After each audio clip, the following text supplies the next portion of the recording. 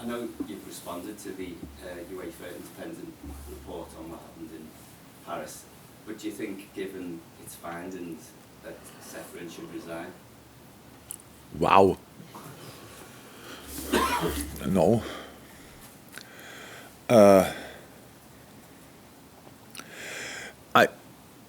I'm not sure who made the decision, to be honest. But so I'm boss as well of some people, and a lot of things. I'm not 100% in the subject, so I get information from different people, and it's like okay, and then you make a decision.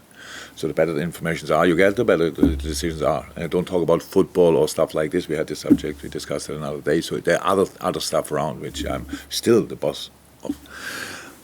So I don't think that Mr. Severin had maybe made a decision, but somebody put all the papers together, what is the best place, what is that. I can't see him flying to Paris, flying to wherever, either Rome or Berlin, and it's not that good. There are other people who bring that together.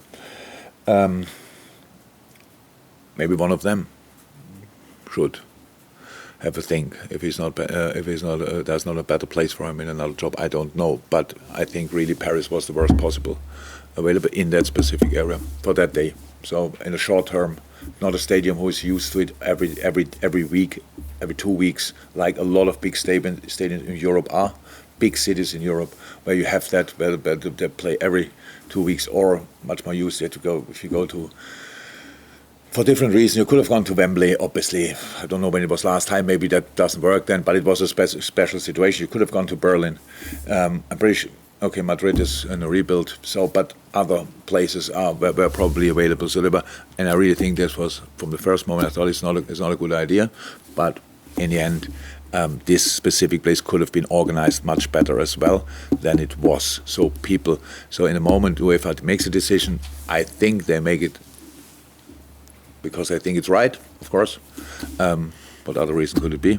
And then some people who work there should have done better, because everybody who was there that knows that the people who worked there didn't know 100% what exactly they are doing. So they were not used for these big crowds. So in that sense, you cannot work with volunteers on a day like this when so many people arrive there.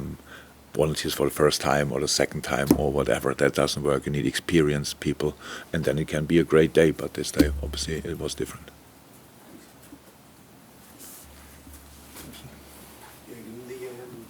The team in previous seasons being able to go on long unbeaten runs, last season 9 matches in a row, maybe one around this time. Do you think this team's capable of doing that? Yeah, I think, but we have to show that. Yeah, but it was incredibly difficult last year. It was always incredibly difficult. Now, if you would now tell me I don't know exactly which game it was, but if we go through the games, then I'm pretty sure we won some of them late.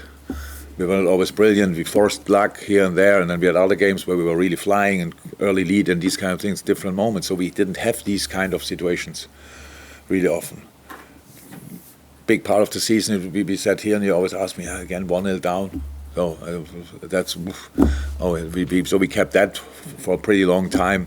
Then it took long until we got a lead, and then we have a lead, and then you get the equalizer, all these kind of things. So all things can happen. You need to be stable to go through this. That's the difference in this moment. How it felt for me from the games we won against Aston Villa or whatever after the World Cup to this game against Everton. This was us. So the intensity was there. Yes, the goals were counter-attacks, but that when you are as dominant as we are, with all the bad things we did this season, we still have the second most shots on target. I think, at least until last week, we had that. We still have the second highest possession. All these kind of things. So it's like, okay, we just should hit the target in the end. That would be, or score from it. That would be really great. But of course, in the end, so counter-attacking goals, I pretty much can't remember. So counter-attacking does not mean you defend deep all the time, and now you have the chance to counter-attack. Yeah, we don't have that situation that often, but there are situations like after set pieces where you can react quick, but for different things you need for it, awareness and the runs and all these kind of things, and of course precision with the passes. So, the intensity I loved the most of the game, and not how much we were running, more how intense we were in these moments, because that creates the rhythm for us. And yeah, now we have games all 3 days, but that's we work now long enough again on endurance and everything, so we should be ready. We hopefully can make changes from tomorrow on and stuff like this. People coming back and stay fit. Hopefully, in that moment it could happen, but we don't think it will happen. Just we know tomorrow is Newcastle, nothing else. So and that's already difficult enough, but it must be difficult, much more difficult for Newcastle as well than it was for all the other teams we visited or cities we visited in previous times. Tom, yeah, you mentioned the intensity. Some of the players who've been to the World Cup on Monday night looked sharper. And watching Man City this week, some of their World Cup players have looked a lot sharper since coming back from Qatar. Do you think people have really appreciated how much of a toll it took on them, and it's taken longer for the players to recover to get to the level? And they actually, it's out of the system that the lads who've been to the World Cup. Look, there were no obvious signs. It's not that we saw numbers and thought, oh my God, that looks completely different. But we all know the performance you put on the pitch is related to different factors. It's your physical, it's your mental, state, whatever you are, you're ready to go or sick of something that makes a massive difference. How we all know.